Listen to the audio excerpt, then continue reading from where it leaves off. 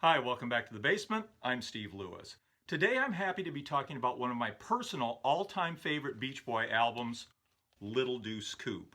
When I was in high school, I had a friend with a pool table and a small collection of records in his basement rec room, and the only record that my friends and I could agree on was this album.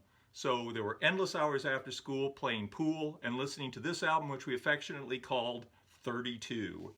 So it's one of those albums for me where as soon as one track ends, I can anticipate and hear the beginning of the next track in my head. I've listened to it countless hundreds of hours.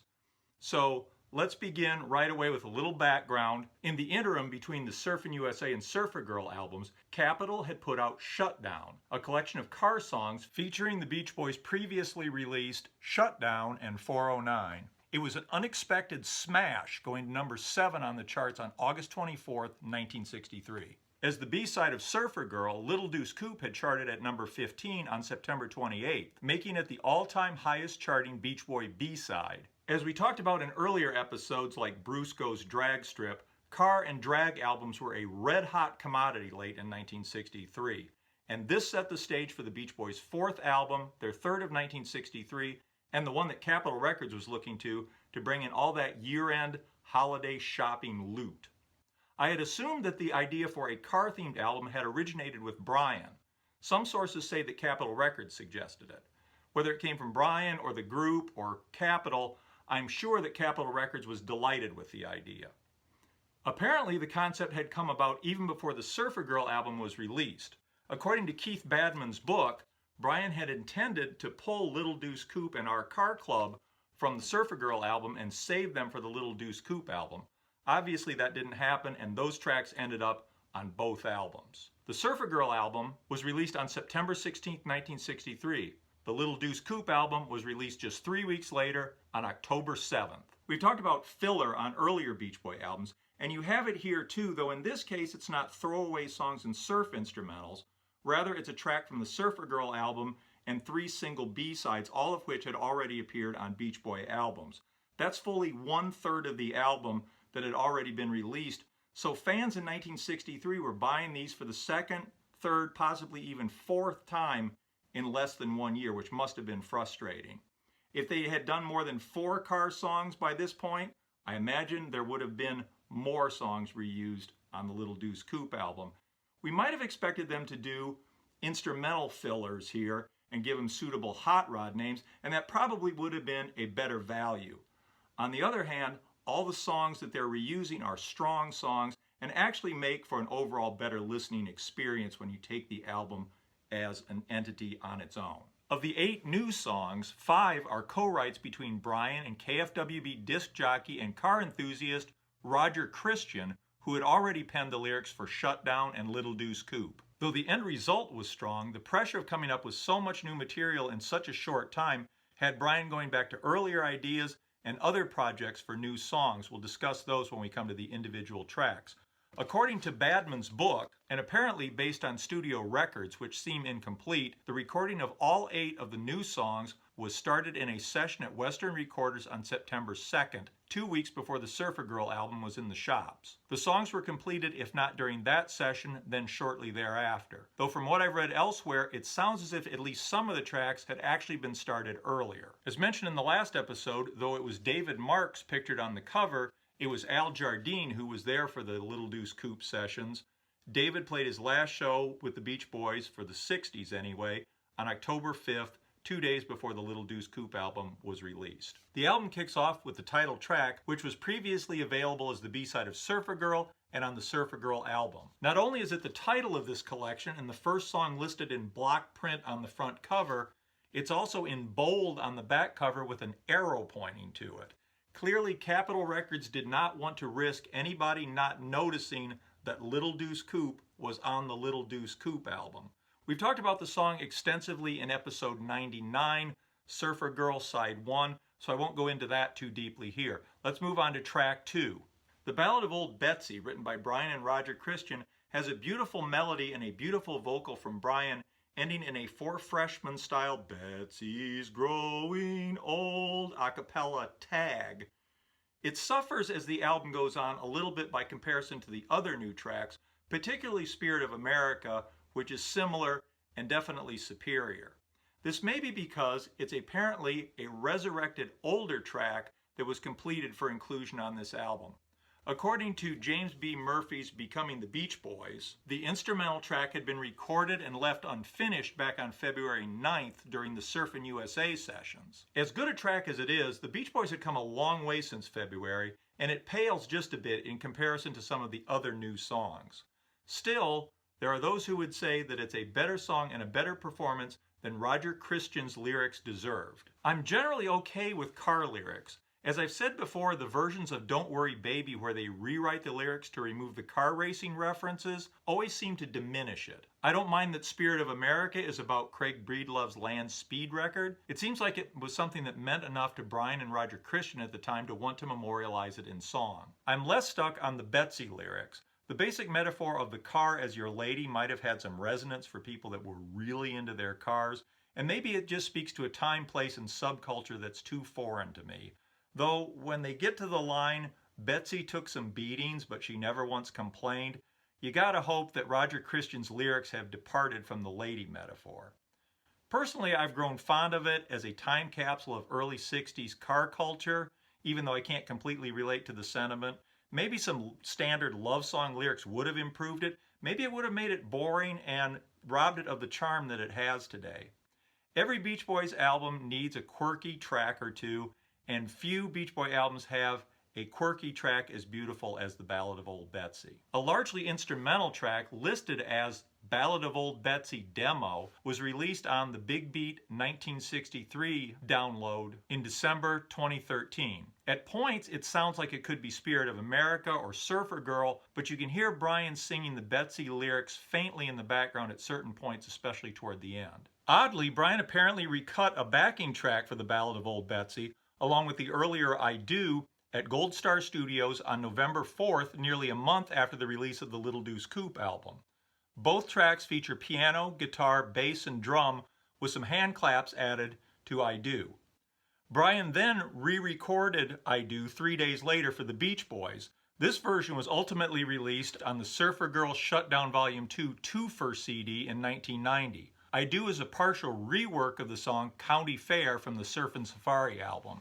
Instead of releasing the Beach Boys version, Brian produced I Do as the A-side of a single for the Castells, released on March 9, 1964. It's not clear what Brian had in mind for this new version of the Ballad of Old Betsy. Maybe he was thinking of it as a potential B-side for the Castells, maybe as a single for somebody else.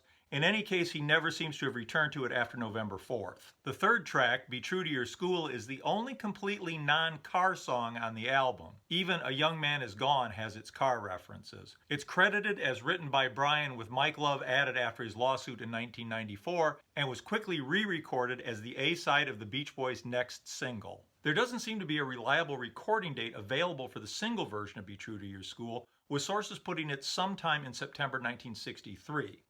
This would mean that they had it completed and in the can before the album version was released on Little Deuce Coupe on October 7th. The album version was probably necessary in order to get the Little Deuce Coupe album completed quickly. Even if it was possible to include the single version, I wonder if they would have avoided it, thinking the sound of the single would have been out of place with the rest of the album. It was this kind of consideration that had the Beach Boys recording a simpler version of Little Saint Nick to better fit with the rest of the tracks on the Christmas album a year later. The single was released on October 28th with In My Room from the Surfer Girl album on the B-side. It was another major hit, peaking at number 6 on December 21st, 1963. With the single a hit, Capitol put a hype sticker on Little Deuce Coupe claiming it contained the smash hit single Be True to Your School, which wasn't exactly true.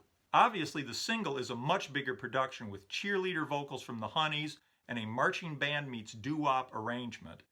Actually, I think the album version is stronger, especially with the intro where the drum and saxes sound like a rattlesnake warning, and Mike's vocal is full of swagger. He sounds like he might be ready to rumble with those guys from the other school.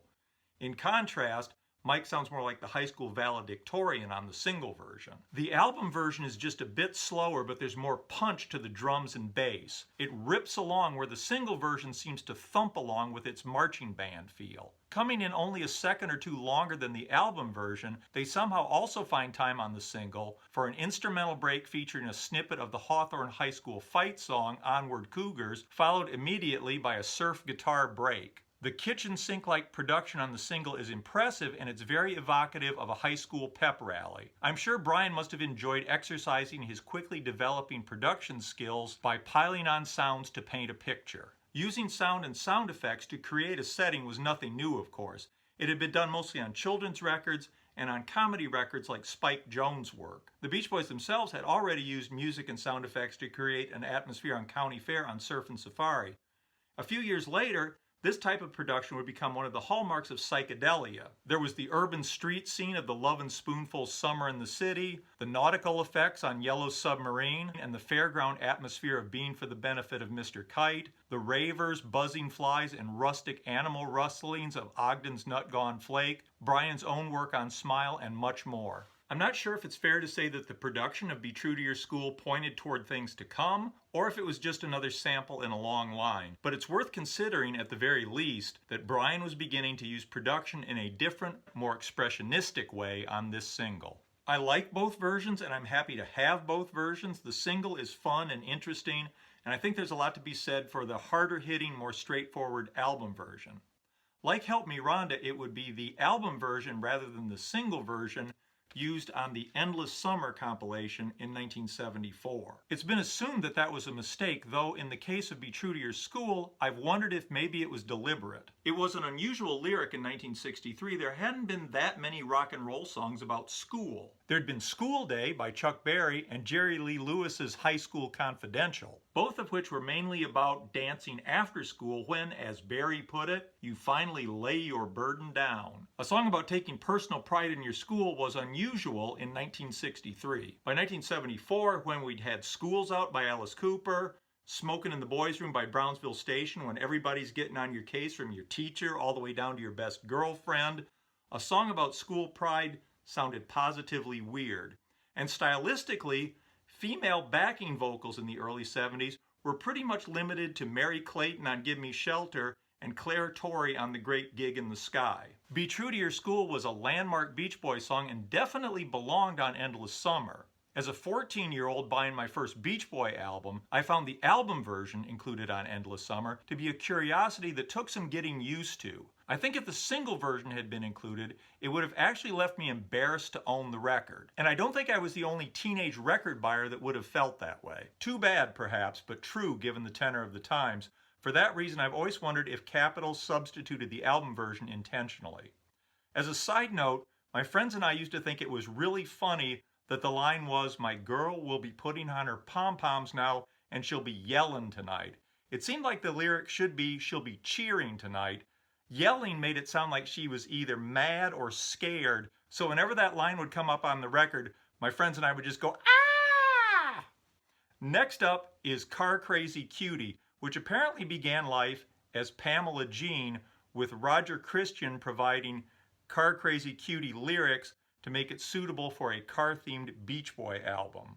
It's a song clearly inspired by Dion and the Belmonts. In fact, many sources point out its close resemblance to Dion's Donna the Prima Donna. Dion's single was released on August 20th, 1963, about 12 days before the presumed recording date of Car Crazy Cutie. According to sources in Becoming the Beach Boys, Brian completed writing it as Pamela Jean in the early days of August at the latest. So while it's definitely Dion influenced, the close resemblance to Donna the Prima Donna is probably coincidental. Pamela Jean was recorded by the Survivors. Some of the early Beach Boy books that I read had it that the Survivors were the Beach Boys under another name. Actually, the Survivors are Brian with his friends Bob Norberg, Dave Nolan, and Rich Alarian, who was then going by the professional name of Rich Peterson. It's clearly Brian on the lead vocal on Pamela Jean, so it sounds as if it could be the Beach Boys. Reportedly, Rich Alarian assisted Brian in writing several Beach Boy songs. More about that later. Rather than take a writing credit, a deal was worked out for Brian to produce a record for him.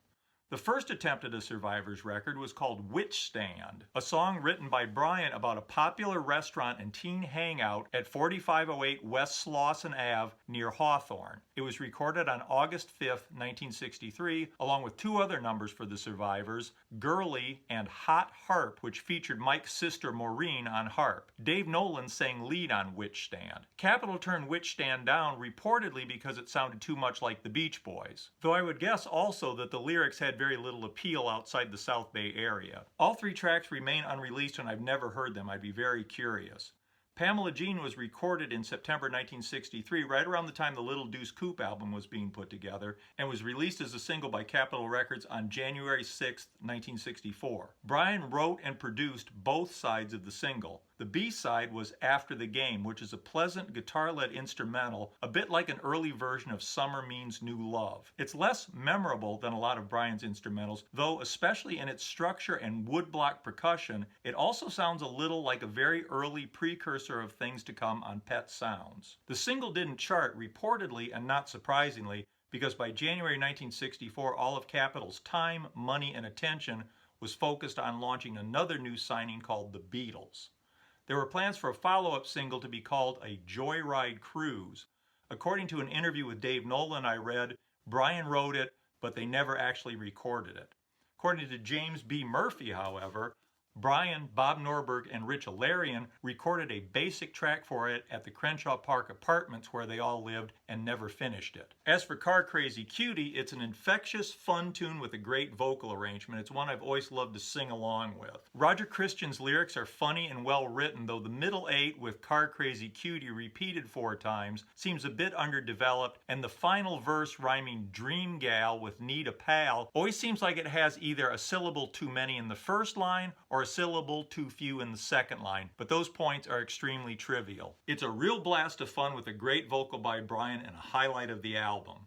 The final new track on side 1 is Brian and Roger Christian's Cherry Cherry Coupe, a rewrite of Land Ahoy, recorded but unreleased from the Surf and Safari album.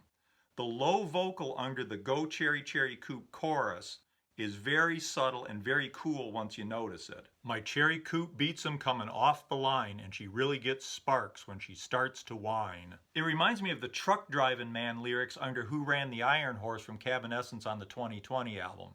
It's got a very nice vocal from Mike, a great vocal arrangement, the track is tight and driving, and it's one of the best examples of Roger Christian being able to turn car jargon into modern poetry. It's the kind of song I could listen to all day and another real highlight of the album. The final track on side 1 is 409, written by Brian Wilson and Gary Usher with Mike Love added in 1994.